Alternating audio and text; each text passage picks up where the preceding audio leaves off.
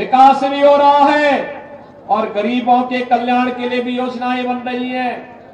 12 करोड़ गरीबों के शौचालय बन जाना, 4 करोड़ गरीबों के लिए आवास बन जाना, 4 करोड़ गरीबों के घर में बिजली के निःशुल्क कनेक्शन उपलब्ध हो जाना, भाइयों बहनों 7 करोड़ गरीबों को हर घर नल की योजना के साथ जुड़ जाना,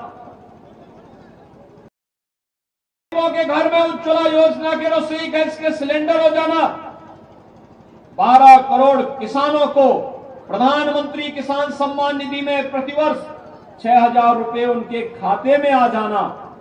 ये नए भारत की तस्वीर है जहां पे योजनाओं का लाभ चेहरा देख करके नहीं, जाति मत और मजहब देख करके नहीं, बल्कि योजनाओं का लाभ गांव के लिए है, गरीब के लिए है, किसान के लिए है, नौजवान के लिए है, महिलाओं के लिए है, समाज के हर तबके के लिए है। विकास सबका, लेकिन तुष्टीकरण किसी का नहीं।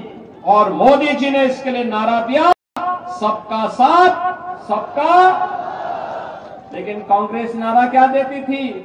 देश के संसाधनों पर पहला अधिकार मुसलमानों का है, यही तो कांग्रेस कहती थी। और कांग्रेस ने यही किया, देश को समस्याएं दी, आतंकवाद की समस्या दी। मोदी जी ने धारा 370 समाप्त करके आतंकवाद की समस्या का समाधान किया। कांग्रेस ने नक्सलवाद दिया, मोदी जी ने गरीब कल्याणकारी योजनाओं से उसका समाधान दिया। कांग्रेस ने अलगाववाद दिया, मोदी जी ने कनेक्टिविटी के माध्यम से उसका समाधान दिया। भाइयों बहनों, कांग्रेस देश की समस्या है और भारतीय जनता पार्टी उसका समाधान है।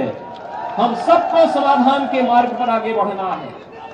और समाधान कांग्रेस चाहती तो आजादी के तत्काल बाद अयोध्या में राम जन्मभूमि की समस्या का समाधान कर सकती थी, लेकिन नहीं, वो तो कहती थी राम और कृष्ण हुए ही नहीं।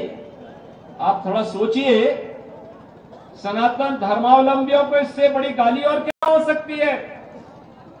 हमारे यहां संबोधन राम राम का होता है, घर में कोई मांगलिक कार्यक्रम होता है तो अखंड रामायण का पाठ होता है, अंतिम यात्रा भी राम नाम कह करके ही निकलती है।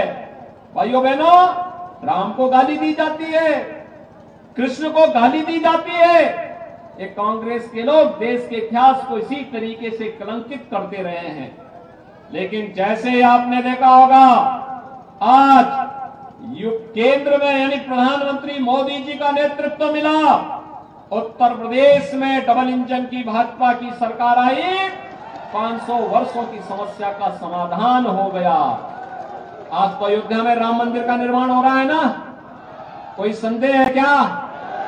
कोई संदेह? अयोध्या में राम मंदिर के निर्माण के लिए अब 22 जनवरी 2024 की तिथि भी तय हो गई है। 500 वर्षों के बाद रामलला अपने मंदिर में विराजमान होने वाले हैं। आप में से इस धौलपुर जनपद से, राजाखेड़ा से कितने लोग हैं जो अयोध्या आने के इच्छुक हैं? यानी सभी राम हैं। तो भाइयों बहनों, मेरी आप सबसे अपील है, आपका रास्ता और आसान होगा।